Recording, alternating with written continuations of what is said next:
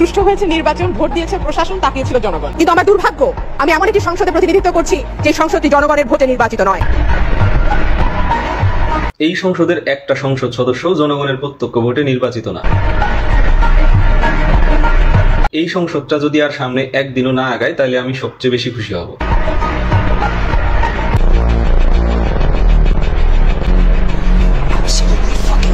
এমন হয়েছে যে সুষ্ঠু হয়েছে নির্বাচন, ভোট দিয়েছে প্রশাসন, তাকিয়েছিল জনগণ। মানে স্পিকার ভোটটা যদি এরকম না করে তাহলেই হয়। আর ভোট দেওয়ার কারণ থেকে শিখতে হবে, কারণ ভোটটা শুধু যদি ভোটার তার পছন্দ মতো প্রার্থীকে ভোট দিতে পারে, যদি ব্যালট বাক্স আগে থেকে ভরে না রাখা হয়, যদি নৌকা মানে জেতা এই অবস্থা না করা হয়, তাহলেই হয় মানুষ স্পিকার। কারণ থেকে ভোট শিখতে হবে না। ভোট কিভাবে হয় সেটা সারা বিশ্ব জানে। আর স্বাধীনতার 50 বছরে যদি ভোট কারো থেকে শিখতে হয় তাহলে তো বড় দুঃখজনক। সংসদে আমার প্রথম দিন। যে কোনো রাজনীতিবিদের মতোই সংসদে আসা, সংসদে দেশের কথা, মানুষের কথা বলা আমার স্বপ্ন ছিল। কিন্তু আমার দুর্ভাগ্য, আমি এমন একটি সংসদে প্রতিনিধিত্ব করছি যে সংসদটি জনগণের ভোটে নির্বাচিত নয়। যদি আপনারা নির্বাচন কমিশনের রিপোর্ট দেখেন, আপনারা দেখবেন এই সংসদটি জনগণের ভোটে নির্বাচিত নয়।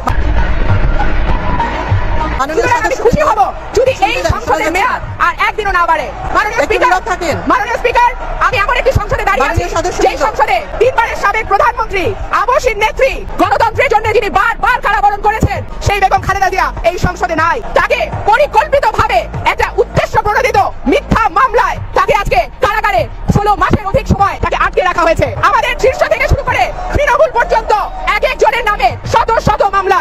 আমাদের যিনি মহাসচিব, যিনি দল মত নির্বিশেষে সবার কাছে একজন সজ্জন রাজনীতিবিদ হিসেবে পরিচিত,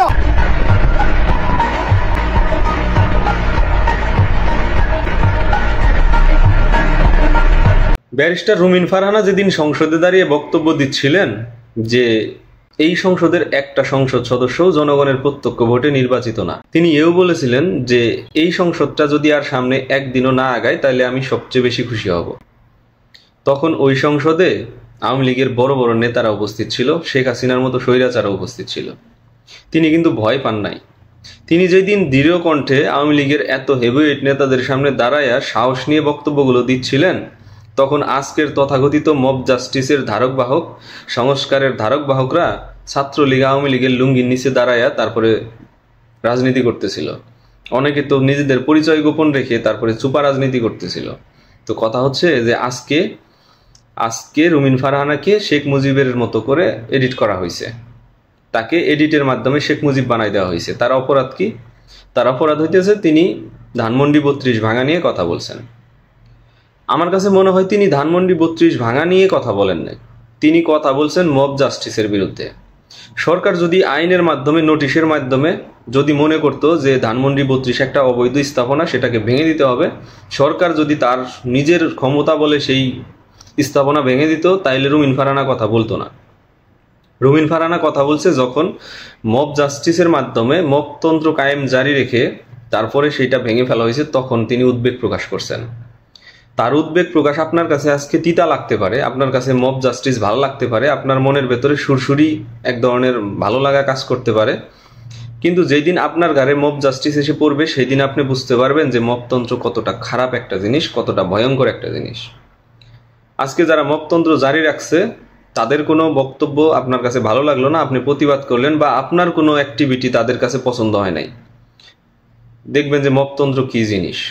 সেদিন আপনি এর ভুক্তভোগী হবেন, আপনি ভিকটিম হবেন। সেই দিন আপনি বুঝবেন যে রুমিন ফারহানা সঠিক কথা বলেছিল। রুমিন ফারহানা গণতন্ত্রের চর্চা করেন, তিনি মব জাস্টিসকে কখনোই সমর্থন করবেন না, এটা একদম চিরন্তন সত্য কথা।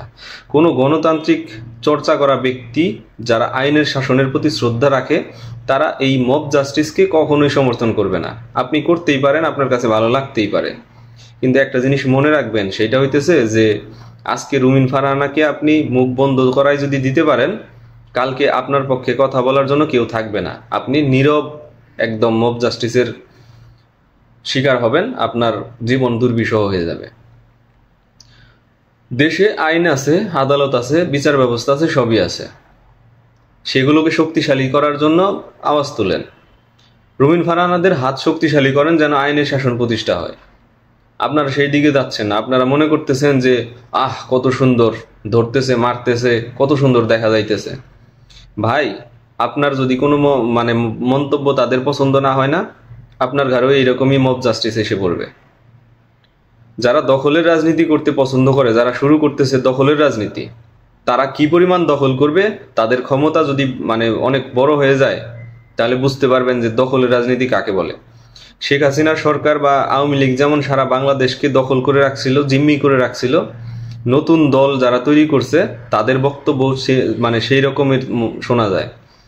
তারা ঢাকা শহর দখলে রাখতে চায়, তাদের দখলে থাকবে, মানে এটা যুদ্ধক্ষেত্র, যুদ্ধের দুর্গ, সেটা তারা দখল করবে। দখল করতে গেলে কি করতে হয়? শক্তি প্রয়োগ করতে হয়। তারা শক্তির খেলায় নামতেছে, বুঝতে পারতেছেন? আপনার বাড়িঘর দখল করতে হইলে অবশ্যই তো শক্তি প্রয়োগ করতে হবে, আপনাকে মারতে হবে, আপনার বাচ্চাদের জিম্মি করতে হবে, আপনার স্ত্রীকে অপমান অপদস্থ করতে হবে, এই তো। তো তারা তো সেই দখলের রাজনীতি করতে চাইতেছে। আপনাদের কি মাথায় ঢুকতেছে না যে দখল কি জিনিস? তারা রাজপথ দখলে রাখবে, তারা ঢাকা শহর দখলে রাখবে, মানে এটা কি কিসের? ওটা সম্পত্তি, কারো পৈতৃক সম্পত্তি দখল করতে হবে। তো এই দখলের রাজনীতি যারা করে তারা মব জাস্টিস জারি রাখছে, আর এই মব জাস্টিসকে আপনারা সমর্থন দিচ্ছেন অনেকেই, বুঝে না বুঝে। চোখের মানে শান্তি লাগতেছে, কিন্তু এই চোখের শান্তি একসময় নিজেদের জীবনে অশান্তি ডেকে আনবে। এখনো সময় আছে। রুমিন ফারহানাদের মতো যারা 2-4 জন মব জাস্টিসের বিরুদ্ধে কথা বলতেছে সাহস নিয়ে, তাদেরকে অপমান অপদস্থ না করে তাদের হাতকে শক্তিশালী করেন, ভবিষ্যৎ ভালো হবে। বেশি কথা বলতে চাই না। রুমিন ফারহানা আজকে নতুন কথা বলতেছেন না, তিনি আওয়ামী লীগের অসঙ্গতির বিরুদ্ধে বছরের পর বছর ধরে কথা বলে আসতেছেন, কোনো প্রকার ভয় ডর নিয়ে না। আজকে এই যে 5ই আগস্টের পর থেকে কথা তিনি বলেন না যে আওয়ামী লীগ নাই, মরা সাপকে পিটাইয়া খুব মারতেছেন আপনারা অনেকেই, যে আওয়ামী লীগের মতো দানব নাই। এখন আওয়ামী লীগকে মাইরা ফেলতেছেন, হুতায় ফেলতেছেন, শেষ করে দিচ্ছেন, নিশ্চিহ্ন করে দিচ্ছেন, সব করতেছেন। কিন্তু যখন আওয়ামী লীগ ছিল বড় বড় নেতাকর্মীদের সামনে, তখন রুমিন ফারহানা বক্তব্য দিছে, কথা বলছে সংসদে দাঁড়িয়ে। যেই সংসদে যাওয়া নিয়ে এত বিতর্ক, রুমিন ফারহানার ওই একটা বক্তব্যই বৈধতা দেয় রুমিন ফারহানাকে সংসদে যাওয়ার ক্ষেত্রে। ওই একটা বক্তব্য, যে এই সংসদটা অবৈধ। এই বক্তব্যটা রুমিন ফারহানা যদি সংসদে না যাইতো তাহলে কে দিত?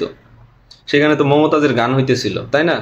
কবিতা আবৃত্তি হইতেছিল, তারপর সার্কাস দেখানো হইতেছিল। একমাত্র প্রতিবাদী কথা বলছে কি? এই যে বিএনপির থেকে 2 জন যে গেছিল, রুমিন ফারহানার এই যে রাজশাহীর একজন, কি জানেন নাম, তো এরাই তো বক্তব্য দিছে, সত্যটা তুলে ধরছে। সংসদে দাঁড়িয়ে সারা বাংলাদেশে যে প্রচার হয় সরাসরি সংসদ, এই প্রচারণারা কে দিত, কিভাবে পাইতো? আমিও ব্যক্তিগতভাবে প্রথমে এটাকে অসমর্থন করছিলাম যে তারা কেন সংসদে যাইতেছে, এটা তো সংসদটাকে বৈধতা দেওয়া হচ্ছে। কিন্তু বিএনপির রাজনীতি সঠিক ছিল, তারা সারা বাংলাদেশের কাছে সরাসরি সম্প্রচারের মাধ্যমে তাদের বক্তব্য তুলে ধরার সুযোগটা গ্রহণ করেছিল। এটাই বিএনপির মানে পলিটিক্সের দূরদর্শিতা, যেটা তখন আমরাও হয়তো বুঝতে পারি নাই। তো কথা হইতেছে যে রুমিন ফারহানাদের হাতকে দুর্বল করেন না, এতে বিপরীত হবে, ভবিষ্যৎ অন্ধকার হয়ে যাবে। যারা এখনো বাচ্চা, যাদের রাজনীতির চোখই ফুটে নাই, তারা এখনই দখলের রাজনীতি করতে ব্যস্ত। তারা রাজশাহী দখল করতেছে, নাট্যর দখল করতেছে, নাট্যর আমার জেলারে মানে বলতেছে নাট্যর। সঠিক উচ্চারণটা করতে পারে না, অথচ দখল করে রাখছে। মানে চিন্তা করছেন? তো এদের কাছ থেকে কি আশা করবেন? যেটা আশা করতেছেন সেইটা আসলে এরা দিতে পারবে না। এরা পুরাতন রাজনীতি ঝেড়ে ফেলে নতুন রাজনীতি করতে চায়। এদের বক্তব্যের সুর শুনছেন? মানে গরুর দালালরা যেরকম চিল্লাপাল্লা করে, ট্রাকের হেল্পাররা গলা ফাইটটা যায় চিল্লাইতে, এদের সেই অবস্থা হয়েছে চিল্লাইয়া। তো এই চিল্লাপাল্লার রাজনীতি কোনো উন্নত দেশে দেখছেন? কোনো নতুন ধারার রাজনীতি দেখছেন? অথচ এরা চিল্লাইতেছে। মানে গোয়াল চিনেন? গোয়াল তো চিনেন না অনেকে, গোয়ালের মতো চিল্লাইতেছে। কথা হইতেছে যে বড় বড় বিলবোর্ডও এরা টাঙাইছে, বড় বড় গাড়ির শোডাউনও এরা করছে, তারপরে মাইক ফাটাইয়া বক্তব্য এরা দিতেছে, এরা নাকি নতুন রাজনীতি করবে। তো দেখেন আপনাদের যেটা ভালো মনে হয়।